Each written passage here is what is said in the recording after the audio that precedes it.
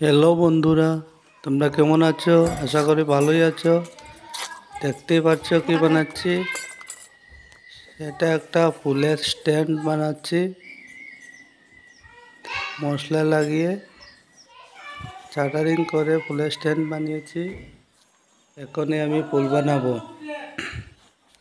ভিডিওটা পুরো দেখবেন, কেউ কেটে কেটে দেখবেন না, তাহলে বুঝতে পারবেন না। তারপর আমার কোরমা বানানো হয়ে গেছে। এখানে আমি মশলা লাগিয়ে দেব। মশলা পুরোটা লাগিয়ে ফুলটা কেটে নেব।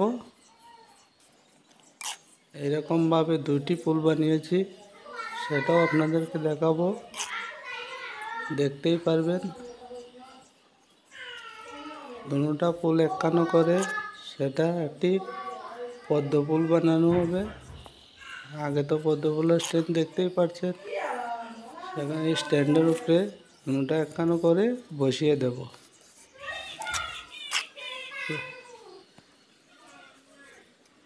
পুরা ভিডিওটা দেখবেন, তাহলে পুরাটা বুঝতে পারবেন। আশা করি আপনাদের ভালো লাগবে। ভালো লাগলে বলে দেবেন। এটা মশলা লাগিয়ে এটা কেটে দিচ্ছি। তারপর এখানে তার লাগিয়ে দেব। আরবার এটা মশলা লাগিয়ে শক্ত করে বানিয়ে দেব, নইলে তো ওটা ভেঙে যাবে। তার জন্য পুরোপুরিভাবে শক্ত করতে হবে।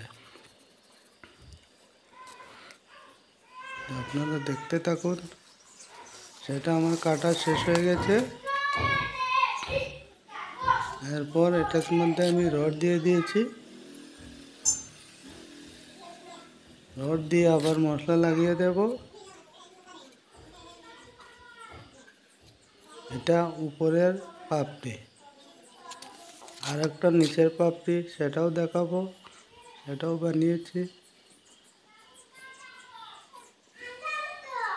দুটোটাই আপনাদেরকে দেখাবো, দুটোটাই দেখতে পারবেন।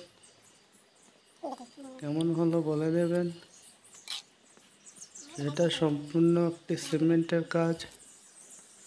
সিমেন্ট দিয়ে সেই ফুলটি বানিয়ে দেব। অনেক ভালো লাগবে দেখতে আপনাদের। আমারও ভালো লেগেছে, তাই বলছি। আপনারা দেখুন, কেমন হলো বলবেন।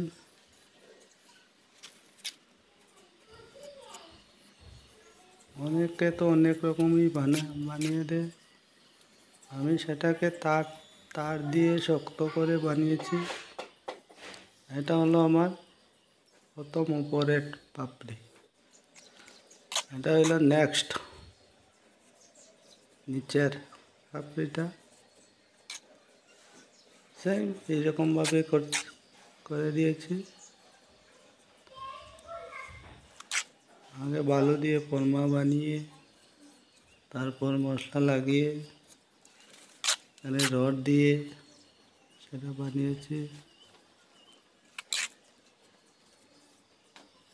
দেখুন, ওটা আমি আজকে দেখাতে পারবো না আপনাদেরকে, কারণ আমি সেটা আজকে শুধু বানিয়েছি। সেটা যখন জোড়া লাগিয়ে দেব, আরেকটি ভিডিও আপনাদেরকে দেখাবার চেষ্টা। ভিডিওটা ভালো লাগলে লাইক কমেন্ট শেয়ার করবেন। আমার চ্যানেলটা সাবস্ক্রাইব করবেন। নেক্সট ভিডিও দেখার জন্য পুরো ফুলটা